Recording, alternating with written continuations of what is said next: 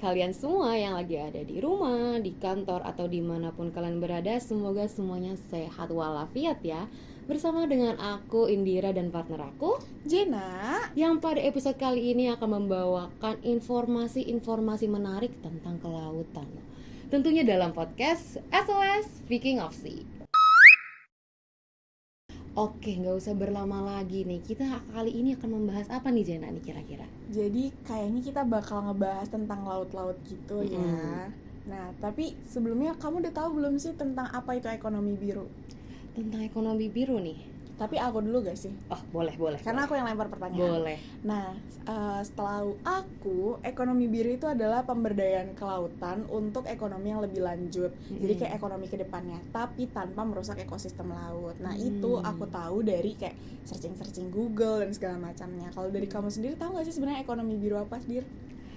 Kalau aku dari sendiri, karena aku juga ikutan searching ya demi podcast ini.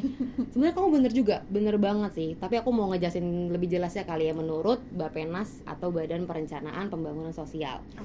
Yang dimana blue economy atau ekonomi biru adalah upaya optimalisasi pertumbuhan ekonomi yang bersumber dari pemanfaatan sumber daya laut secara inklusif loh, dan berkelanjutan sehingga tetap mengedepankan pelestarian laut beserta ekosistem pendukungnya. Nah, itu menurut Bappenas sih.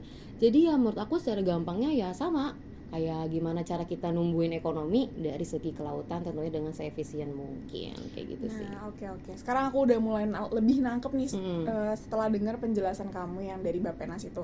Nah, tapi kan seperti yang kita semua ketahui ya guys, kalau misalnya Indonesia itu adalah negara kepulauan terbesar yang banyak banget pulaunya, bahkan sampai ribuan. Betul. Nah, menurut kamu sendiri, alasan dilakuinnya ekonomi biru tuh ada nggak sih kaitannya sama Indonesia adalah negara kepulauan? Alasan ekonomi biru ya? Wah, ini juga disebutin nih sama si Bappenas ini.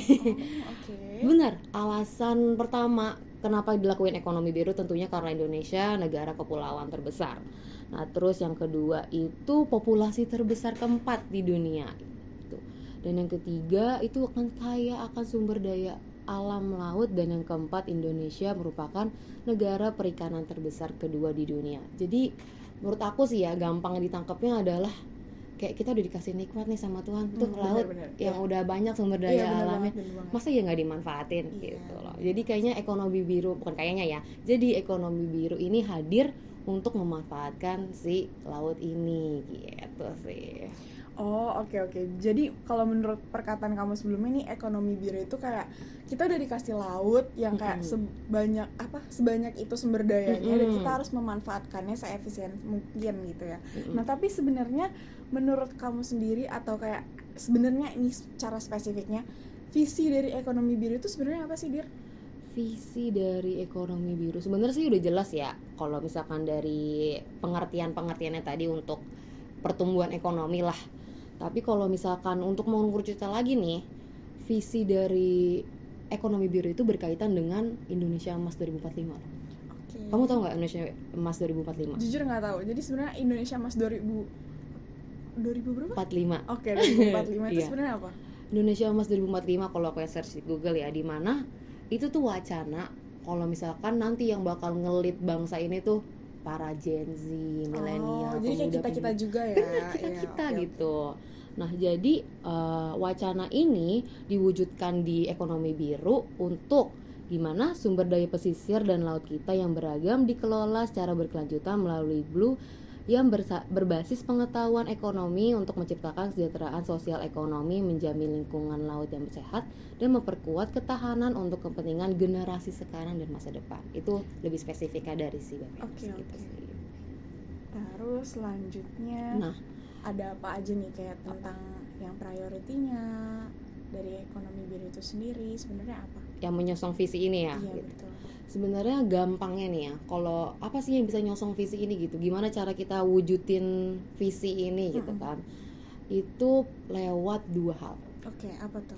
Dua hal itu, yang pertama ngangkat sumber daya atau yang udah ada nih, kayak misalkan perikanan.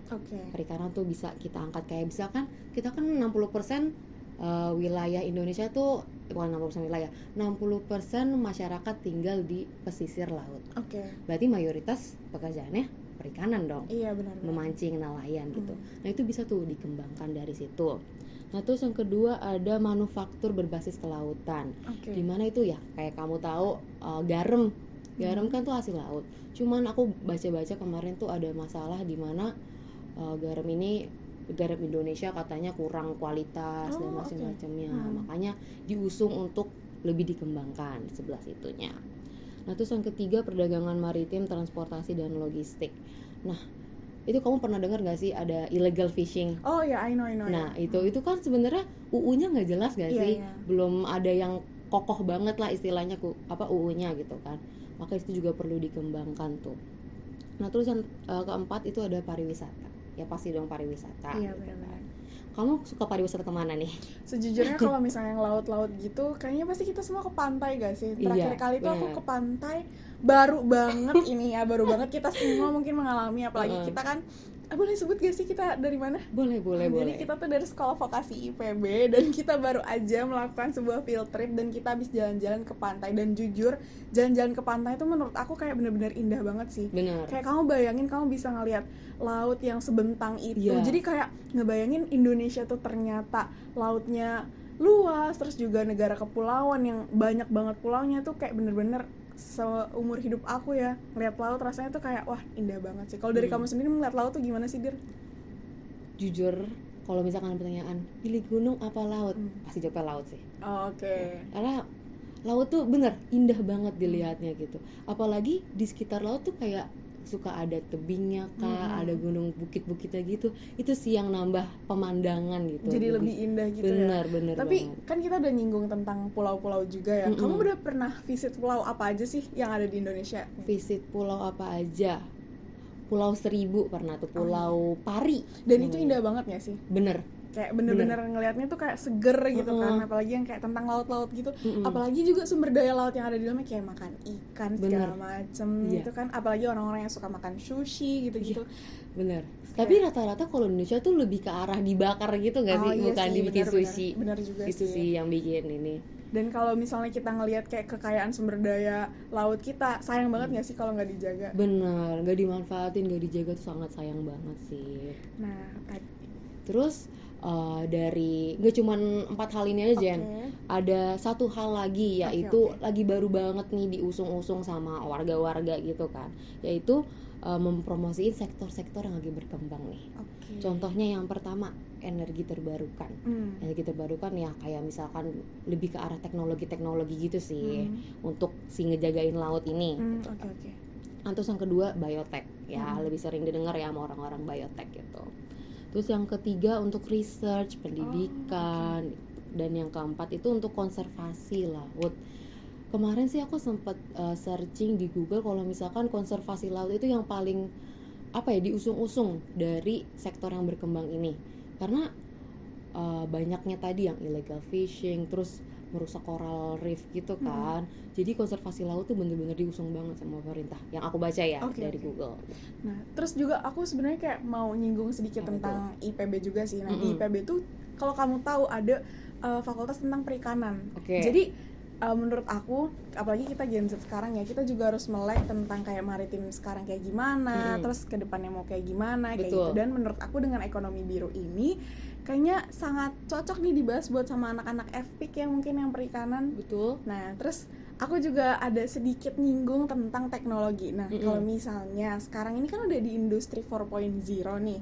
Nah, menurut kamu kayak gimana sih cara ningkatin efisiensi tentang kelautan ini tapi disambungin tentang industri 4.0? Nah, kayak misalnya contohnya yang tadi udah aku singgung, mungkin kayak kan kita udah banyak banget nih punya sumber daya ikan segala macam yang ada di lautan. Nah, itu kan kita bisa lihat kayak data-datanya dengan AI. Kalau dari kamu sendiri, kamu tahu nggak sih apa yang kayak tentang apa namanya tadi kita omongin? Teknologi 4.0 yang masih menyinggung tentang kayak maritim di Indonesia. Yang menyinggung maritim ya. Yang tadi aku bilang tuh tentang kayak sektor-sektor yang dikembangin tuh kayak biotech, energi terbarukan gitu-gitu. Sebenarnya tuh hal-hal itu perlu digitalisasi atau teknologi industri 4.0. Iya sih, benar-benar kan? Karena suka lihat gak sih kalau misalkan ada AI tuh, AI yang bisa ngeliatin data-data ikan di laut atau data-data kapal yang lewat iya, kayak iya, gitu. Nah, atau enggak ada satu lagi drone. Oh. Nah, drone tuh kayak bisa ngedata, kalau aku lihat di ini ya. Jadi menurut aku ya, teknologi industri 4.0 tuh bener-bener ngusung banget nih, bener-bener apa ya, sangat berkaitan erat sama sektor yang lagi dikembangin sama Indonesia. Jadi menurut aku kalau untuk mencapai visi yang tadi udah aku jelasin, itu teknologi industri 4.0 butuh banget sih. Jadi kayak misalnya kalau misalnya kita lihat-lihat ya sekarang anak muda juga kan pasti melek banget sama teknologi. Benar. Jadi kayak sangat disayangkan gak sih kalau misalnya anak muda ini nggak menggunakan teknologi untuk menjaga sumber daya dari laut itu sendiri. Benar. Aku setuju sih. Kamu juga nggak bisa hidup tanpa teknologi kan, Jen? Iya benar, nggak bisa banget. Buktinya kita ada apa di sini? Kita ada di sini ini menggunakan teknologi, saya. Tapi dari tadi tuh kita kayak ngejelasin soal negara, pemerintah, kayak kita bersinggungan tentang itu. Tapi sebenarnya nih yang paling berpengaruh tentang ekonomi biru, kita balik lagi back on track ya ke ekonomi biru. Nah itu sebenarnya siapa sih, Dir? Menurut kamu siapa coba? Kayaknya sih pemerintah ya. Soalnya dari tadi kita kayak ngomongin pemerintah. Sebenarnya tapi siapa menurut kamu? Pemerintah sih bener sih ya. Maksudnya dia agak sih, bener-bener membantu, justru malah yang mengatur jalannya gitu, bener kan. Sih, bener. Tapi yang paling penting adalah pemuda. Benar. Kita adalah pemuda, guys. Jadi kita juga harus menjaga ekonomi biru. Tapi kamu tahu nggak kenapa pemuda? Enggak tahu. Tapi pasti salah satu alasannya karena kita yang bakal ngewarisin ini semua. Betul, kan. Bener. Kalau selanjutnya apa? Ini sebenarnya agak melipir sedikit ya nih ke sejarah nih ya.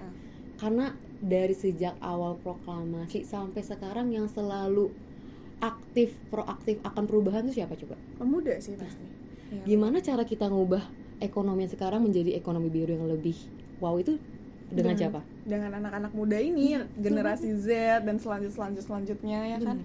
Dan juga pastinya teknologi nggak sih, Dir? Benar. Kalau misalnya kita nih hidup di era sekarang, era 4.0 yang tadi kita udah ngomongin, terus nggak ikut berlaju dengan teknologi itu sendiri, kayak kita bakal tergerus sama zaman nggak sih? Benar. Jadi kayak pemuda, teknologi, ekonomi biru, wah itu kalau dikaitin mantep banget sih istilahnya. Oke. Gimana ekonomi biru itu nggak berkembang kalau misalkan pemuda udah melek teknologi, apal teknologi, bener-bener wah bisa sih, insya Allah ya. Tapi Jena nih, kamu pernah nggak sih ngelihat kita kan pernah sebelumnya bikin dokumenter tentang perubahan iklim. Oh my god, iya kan? banget. Terus kita juga pernah tentang kenaikan air laut. Oh iya bener banget, aku ingat. Kalau menurut kamu nih, tentang kenaikan air laut itu bisa nggak nih kita tanggulangin sama ekonomi biru? Ada korelasinya nggak menurut kamu? Bentar. Jadi gimana ceritanya tentang kenaikan air laut sama ekonomi biru? Betul. Kenaikan sama pemuda sama teknologi 4.0 deh. Nih sebentar, kalau misalnya kenaikan air laut itu kan pasti karena cuaca gak sih? Kayak betul. Globalisasi, lebih ke iklim, ke perubahan iklim secara global gitu kan. Terus apa hubungannya sama ekonomi biru? Aku tadi baru kepikiran banget. Gimana hubungan kenaikan air laut sama ekonomi biru, teknologi industri 4.0 sama pemuda? Aku mikir, gimana cara kita ngukur iklim yang bakal terjadi? Oh, bisa menggunakan AI. Yes, betul. Oh, I see. Bisa gunain AI. Oke. Dan nantinya pasti bakal ketahuan dong, ini kenapa nih bisa jadi kenaikan air laut, kenapa bisa jadi hal ini. Nanti pasti bakal dikonsernin sama ekonomi biru. Iya, jadi kayak misalnya contohnya kenaikan air laut misalnya karena iklim gitu. Nah, itu juga pasti berkaitan kan sama sumber daya lautnya itu yang kayak ikan yang tadi kita udah sebutin segala macamnya, dan itu pasti berpengaruh sama ekonomi kita sendiri. Jadi dengan adanya AI kita bisa kayak tahu ke depannya misalnya kayak ada musim apa nih di laut, kayak misalnya ikannya lagi migrasi kayak atau apa gitu kan. Terus itu kita bisa tahu dengan adanya teknologi 4.0 gitu gak sih? Benar. Nanti ditanggulangin sama ekonomi biru. Gitu. Sangat-sangat menarik kan? Iya, sangat saya baru menarik. kepikiran. Iya, benar-benar. Baru kepikiran loh guys. Kalau misalnya Dira nggak ngomong, kita nggak bakal tahu deh. Nggak, lebih ke aku kayaknya nggak bakal tahu gitu. Iya, oke. Tapi kamu pernah nggak sih ngeliat di artikel gitu tentang pemuda-pemuda yang care akan lautan ini? Pasti pernah dong. Pernah sih, cuman kayak kalau spesifiknya nggak tahu. Tapi aku sendiri tuh kan kayak punya temen anak fakultas perikanan ya di IPB. Dan itu aku kayak melihat mereka suka terjun-terjun ke laut, terus juga kayak ada aksi-aksi tentang kayak lingkungan tapi di laut gitu loh. Kayak misalnya apa ya, salah satu contohnya. Sebenarnya kalau nanam-nanam mangrove tuh itu gak sih? Iya. Sama kayak di ini juga. Kan dia mencegah erosi ya kalau nggak salah. Iya. Nah, iya. Oke. Tapi kalau dari kamu sendiri, kamu pernah lihat yang kayak pemuda-pemuda tentang kayak... Pernah dong. Kita pasti pernah lihat tahu. Apa? Pemuda yang kontennya sampah. Iya. Oh my god, tidak kepikiran sejauh itu loh. Apa namanya? Lupa. Aduh lupa banget. Apa operator namanya? Apa ya namanya? Ya, boleh deh di komen. Iya, Pandawa. Iya benar. Benar sih Pandawa. Benar. Dan aku dengar juga itu nggak cuma Pandawanya sendiri sih. Aku pernah lihat beberapa konten dari Pandawa, mereka juga kayak ngajak masyarakat, juga ngajak pemerintah juga untuk kayak ngejaga laut, ngebersihin pinggir-pinggiran laut. Itu juga ternyata ini ya salah satu aksinya. Bener. Iya. Siapa yang Pandawa? Pemuda. Iya. Balik lagi ke ini ya. Oke. Nah, baru kepikiran sih. Nah, terus kan kita udah ngomongin soal pemuda, teknologi 4.0, ekonomi biru. Sebenarnya yang mau aku rangkumin adalah Jena kan pemuda nih. Jena juga pemuda, punya profesi dong. Iya. Apa profesi Jena? Mahasiswa. Nah, Jena sebagai mahasiswa yang melihat kondisi alam kita sekarang dan adanya suatu istilahnya ide baru, yaitu namanya ekonomi biru. Apa yang Jena bisa lakukan untuk istilahnya menerapkan ekonomi biru? Salah satunya atau mengamalkan deh. Apa ya, mungkin ngejaga ekosistem dari laut itu sendiri ya. Kayak nggak, misalnya kita lagi visit ke pantai atau apa, kita ngebantu untuk kayak ngejaga kebersihan di sekitaran pantai itu dengan tidak membuang sampah sembarangan, mungkin kayak gitu ya. Terus juga sebenarnya aku tipe orang yang nggak begitu suka makan ikan, tapi mungkin kita dengan ekonomi biru ini kan kita kayak mengkonsumsi ikan segala macam untuk pertumbuhan ekonomi biru itu sendiri kan. Nah, mungkin kita juga bisa kayak membantu untuk istilahnya kayak menjaganya tuh mungkin dengan tidak yang illegal fishing itu tadi kan kita nah itu tidak support kayak jadi gitu. Kita lebih ke arah makan ikan yang dari Indonesia nih. Iya, jangan kayak dari luar negeri, jangan impor gitu kan. Kayak kan kita juga tadi udah disebutin sama Indira kalau misalnya 60% penduduk Indonesia tuh rata-rata kerjanya kayak di maritim gitu kan, sektor maritim. Nah, kita tuh bisa ngedukung kayak nelayan-nelayan lokal dengan membeli ikan dari mereka dan lebih mendukung mereka daripada melakukan impor ikan kayak gitu. Betul. Kalau menurut aku mungkin kayak gitu ya. Kalau dari kamu sendiri gimana? Mungkin aku juga tambahan aja kali ya, karena aku juga mahasiswa kan sama seperti kamu. Paling penting sih menurut aku belajar. Melek teknologi juga. Iya, benar-benar. Melek teknologi, aware akan ekonomi biru, dan bagiin informasinya ke kalian gini juga termasuk benar-benar ngebantu ekonomi biru ini ditahu oleh orang-orang nggak sih? Iya, karena menurut aku ya nggak semua orang itu tahu tentang ekonomi biru. Dan dengan adanya podcast ini nih, kalian bisa jadi lebih tahu kayak ekonomi biru itu sebenarnya tentang apa, terus juga apa sih tujuan dari ekonomi biru, visi misinya. Tadi kan yang sudah sempat disinggung sama Indira. Jadi kayak dengan adanya podcast ini mungkin juga membantu untuk mengedukasi orang-orang yang nonton podcast ini tentang ekonomi biru itu sendiri, gitu nggak sih? Bener. Oke, jadi nih Jeng, kita udah berapa menit nih kooperator? 19 menit. Udah hampir 19 menit, 20 menitan lah ya kita ngobrol-ngobrol soal apa tadi, ekonomi biru, terus pemuda, teknologi, industri 4.0, itu udah banyak banget ya kita bener. Ini. Dan kalau dari aku sendiri ya ngelihat informasi yang tadi tuh, awalnya tuh kesannya kayak berat banget nih ngomongin ini, tapi ternyata fun loh ngomongin ini, kayak gak kerasa nih udah 20 menit aja makanya. Dan juga meskipun fun ada kayak insight baru gitu yang kita tukar otak, tukar informasi. Bener. Yang tadinya aku nggak tahu nih apa sih hubungan ekonomi biru, terus tadi teknologi 4.0, terus juga pemuda apa terkaitannya. Tapi setelah ngobrol-ngobrol sama Dira, akhirnya jadi lebih tahu lagi. Benar gitu sih. Jadi Jena, bagaimana perasaan kamu setelah di sini? Sebagai last statement lah. Jadi sejujurnya tadi sih lebih melek lagi tentang ekonomi biru yang tadinya mungkin aku kayak cuman tahu sekedar ekonomi biru itu ya udah pemberdayaan kelautan demi ekonomi yang lebih lanjut gitu kan, tanpa merusak dari sistem ekonomi sistem laut. laut itu sendiri. Nah, tapi kalau misalnya ngobrol-ngobrol tadi tukar pikiran segala macam, akhirnya jadi lebih paham ternyata ekonomi biru tuh demi kemajuan Indonesia sendiri, karena juga Indonesia adalah negara kepulauan, masa kita nggak jaga sih. Betul. Kayak gitu. Kalau dari Dira gimana?